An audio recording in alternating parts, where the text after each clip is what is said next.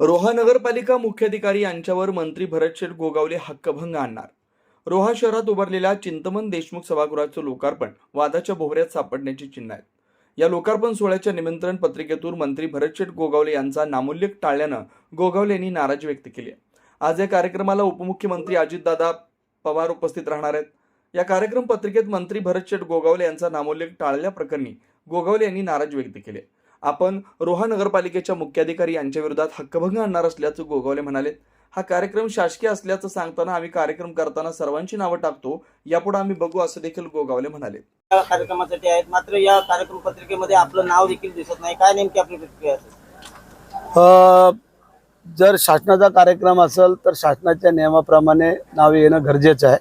नसेल तर त्या शोवरती आम्ही हक्कभंग आणूया.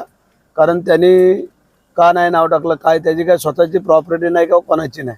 जेव्हा आम्ही कार्यक्रम करतो तेव्हा आम्ही त्यांची सगळ्यांची नावं टाकतो. त्यांनी आमच्या पाट्या चेक कराव्यात आणि जर त्यांनी